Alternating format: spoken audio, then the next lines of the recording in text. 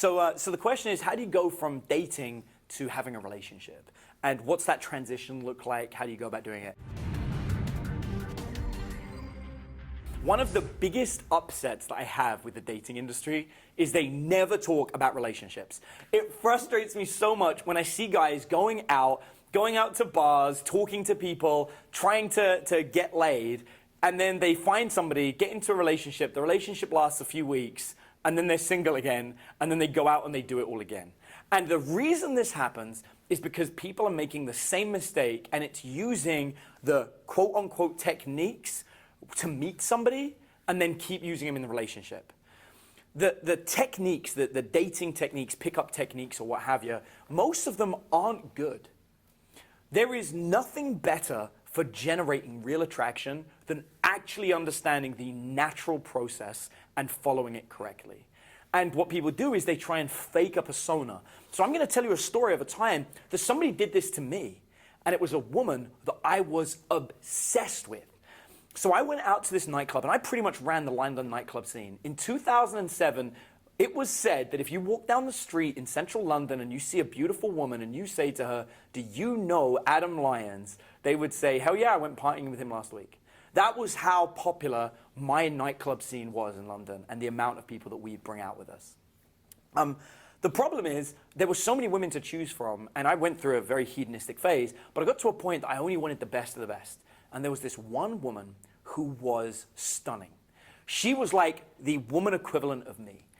I would go out with big groups of beautiful women, and she would go out with big groups of ripped models, like guys, right? And we would go out, I would have my table packed with hot girls, she would have her table packed with hot guys, and we would look at each other, and we would nod, and we would have a drink, and never would we speak, right? And that was just how it was.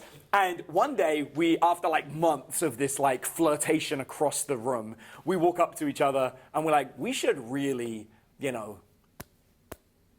do a business deal together. and so we got talking about a joint trip to a nightclub where we bring a group of beautiful women and beautiful guys together, and we sat down over dinner and discussed this business idea, and we got very into this discussion, and then we were drinking, and then we got very more into the discussion, and then we got into each other's faces, and then we were making out with each other, and then we were back at her place, and we had sex for 7 days. She was wild and crazy and everything I imagined her to be. The biggest badass of central London, and she was everything I wanted until day 8. And on day 8, she cuddles up to me and cooed in my ear. She was like, "Ah." And I was like, "Did you just coo in my ear?" And she's like, "Yeah, And I was like, whoa. What happened to Miss Badass, I own London, suck my heels of my high heel shoe woman?" And she's like, "Oh, I'm not really like that." Over the next 24 hours, I got to meet the real her. And the real her liked watching Disney cartoons, liked cuddling up with giant cuddly teddy bears. The real her was not a badass that liked partying and being like this, bad bitch on town or what have you. She was really soft and cuddly. And we got talking about it, and I found out that it was all a front. And that she used to be this kind of like very shy, very awkward girl in school. And she focused on learning how to pretend to be a badass. And so she made friends with all these big model jock type guys so that she would have this huge following of people that really wanted to be with her. But ultimately, that wasn't who she was. And so we get talking, and of course, she finds out I'm a dating coach, and she starts unloading, crying, telling me about failed relationship after failed relationship after failed relationship. Her average relationship lasted 2 months. Because she would pretend to be this badass for the first week, and then would show her true side. And they were so different.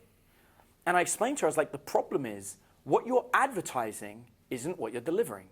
You are presenting yourself as a badass, kick-ass woman, but the reality is you're soft, cuddly, and wonderful. I was like, and I love who you really are. It's just not for me, and it's not what you presented. And so it turns out that she'd never tried presenting herself in that real way.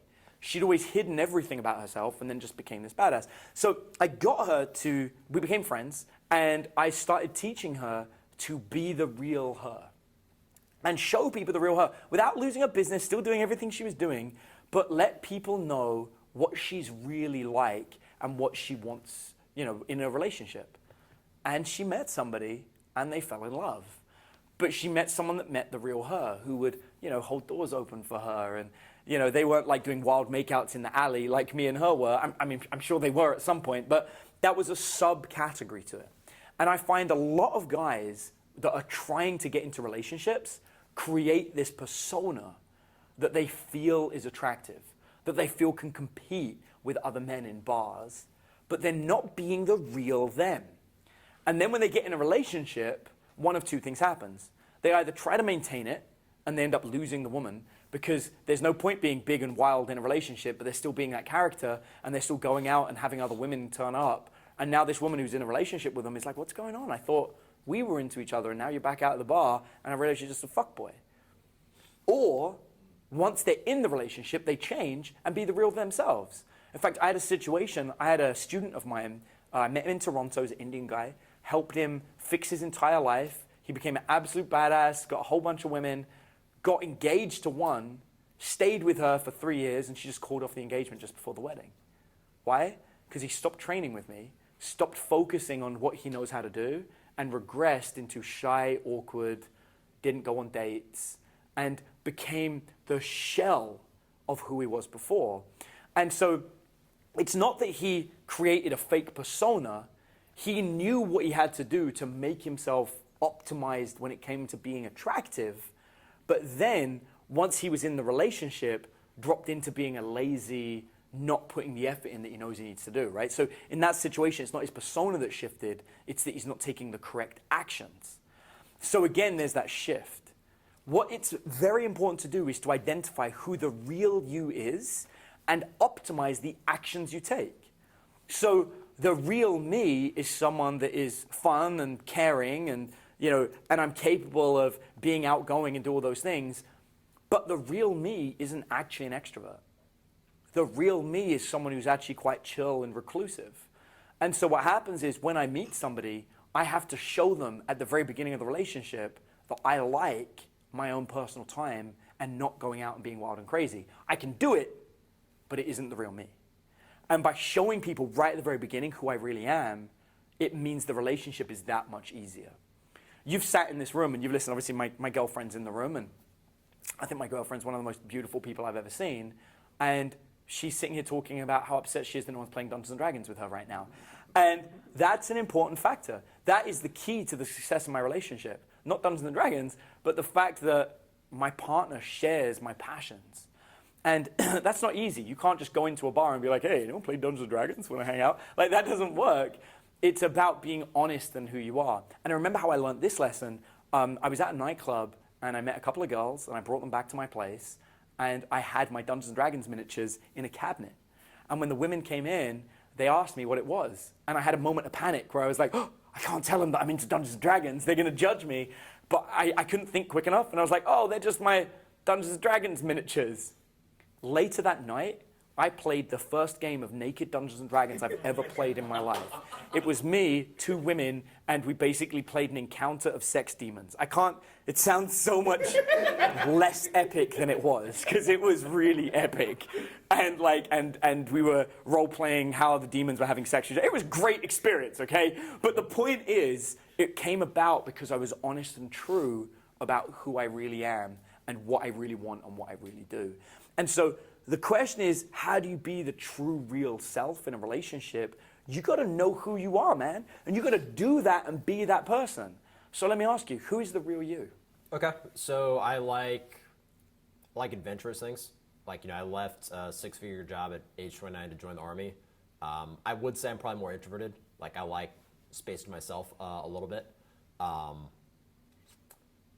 That's a deep question. Yeah, it is. Yeah. I like studying things that maybe a lot of people wouldn't necessarily be interested in, like history, economics, things like that. Really like fine dining, like cooking, yeah, things like that, and making. Got really big in mixology, like make my own cocktails. This is great. So all these things, like it sounds like you've got a well-rounded collection of hobbies and activities that you like doing. And now you've got to make sure that when you go out there, that you're trying to meet people doing the things that you love.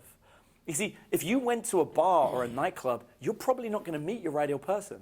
Because the people you meet at a bar and a nightclub are people that like going to bars and nightclubs. And one of the things you described yourself as is someone that doesn't really like going out and likes having your own time. And you like doing adventurous things. It's not that adventurous to go to a bar or a nightclub.